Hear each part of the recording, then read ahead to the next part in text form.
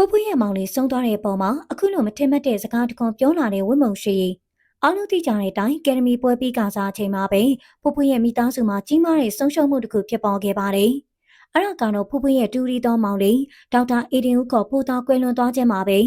ဒီသတင်းဆိုးနဲ့ပတ်သက်ပြီးဝတ်မုံရွှေရဲ့တုံ့ပြန်ပုံကပြည်သက်တွေကြားမှာပြောစမှတ်တွင်စရာဖြစ်ခဲ့ပါတယ်။မြမရုပ်ရှင်လောကမှာဖိုးဖွေးနဲ့ဝတ်မုံရွှေဆိုတာထိတ်တန်းရောက်နေတဲ့မင်းသမီးနှစ်လမ်းမုံပြည်သက်တွေကသူတို့နှစ်ဦးကိုတိုင်ပတ်တွေပဲလို့အမြင်ကက်လက်ရှိကြပါတယ်။ပွဲဒီမှာဆိုရင်လေဘသူကဘလို့ဝတ်တယ်ဘသူကပုံလာတယ်ဆိုပြီးအမြဲတမ်းနှိုင်းရှင်ခံရသူတွေပါ။ဒါပေမဲ့တကယ်တမ်းကျတော့သူတို့နှစ်ဦးဟာတိုင်ပတ်ဆိုတာထက်နှက်ဆိုင်နဲ့သွေးသားရင်းချာတွေဖြစ်ကြပါတယ်။ဖိုးဖွေးရဲ့ဖခင်နဲ့ဝတ်မုံရွှေရဲ့ဖခင်တို့ဟာညီကိုရင်းနေဖြစ်ကြတာမို့သူတို့နှစ်ယောက်ဟာတဝမ်းခွဲညီမတော်ဆက်သူတွေပါဒီလိုသွေးသားရင်းချာဖြစ်မှုကအခုလိုဝန်းနေစရာအချိန်မှထင်ရှားပေါ်လွင်လာခဲ့ပါတယ်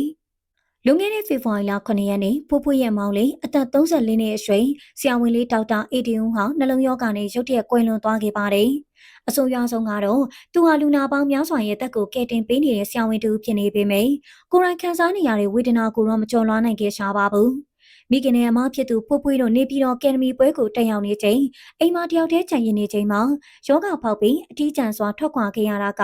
ကျန်ရည်သူမိသားစုအတွက်ရင်ကျိုးမတက်ခံစားရစေတဲ့ချက်ပါပဲ။ဒီသတင်းဆိုးကိုကြားလိုက်ရချိန်မှာဝတ်မုံရွှေဟာသူမရဲ့လူမှုကွန်ရက်စာမျက်နှာကနေတဆင့်စိတ်ထိခိုက်စရာကောင်းလာတဲ့စကားလေးတစ်ခုကိုရေးသားပြီးဝန်နေချောင်းသိပေးလာခဲ့ပါတယ်။ပုံမှန်ဆိုရင်လူမှုရေးကိစ္စတွေတိတ်မတင်တတ်တဲ့ကေကေဟာဒီတစ်ခါမှာတော့ကောင်းရမုံရရောက်ပါစီမောင်လေးဖိုးသားရင်ငါတို့ငယ်ငယ်ကအတူတူစော်ကစားခဲ့တဲ့အမတ်တရားတွေအမြဲတတိယနေမှာပါဆိုပြီးရေးသားခဲ့တာပါ။ဒီစာသားလေးကတိုးတောင်းပေမဲ့အဓိပ္ပာယ်များကြီးပါဝင်နေပါတယ်။ပရိသတ်တွေကသူတို့မင်းသမီးတွေအနေနဲ့ပဲမြင်ကြပေမယ့်ဒီစာသားလေးကသူတို့ရဲ့ငယ်ဘဝကိုပြန်ပြောင်းမြင်အောင်စေပါတယ်။ကင်မရာမီရောက်နေမရှိခင်အောင်မြင်မှုတွေမရခင်ကလေးဘဝတုန်းကမောင်နှမတွေပျော်ပျော်ရွှင်ရွှင်အတူတူစော်ကစားခဲ့ကြတဲ့အချိန်တွေကိုကကတန်းတာလိုက်တာပါ။မောင်တယောက်ကိုဆုံးရှုံးလိုက်ရတဲ့အမတယောက်ရဲ့နာကျင်မှုကိုဒီစာသားလေးကအတိုင်းသားမီးမောင်းထုတ်ပြနေပါတယ်။ပရိသတ်တွေအနေနဲ့သူတို့နှစ်ယောက်ကိုပြိုင်ဆိုင်မှုတွေကြားမှာပဲမြင်တွေ့ခင်ရပေမယ့်ဒီလိုအချိန်ကာမျိုးမှာတော့သွေးကရှည်ထက်ပြစ်တင်ဆိုတာကိုလက်တွေ့မြင်လိုက်ရတာပါ။ဖိုးသားရဲ့ကွယ်လွန်မှုဟာဖိုးဖွေးအတွက်သာမက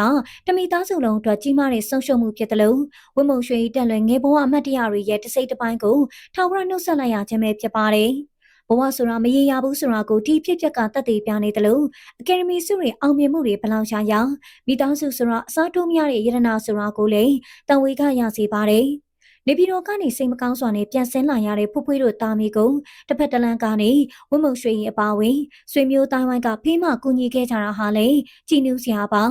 အခုချိန်မှာတော့မောင်လေးပိုးသားဟာမိသားစုနဲ့အမတွေကိုထားရပြီးပြန်လမ်းမရှိတဲ့ခီးကိုထွက်သွားခဲ့ပါပြီ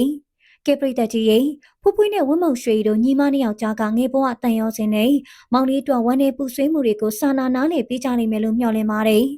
လူနာတွေရဲ့အားကိုးရဆရာဝန်လေးအေဒင်ဦးကောင်းရသူကတိလားပါစေလို့ဝိုင်းဝန်းဆူတောင်းပေးခဲ့ကြပါအောင်နော်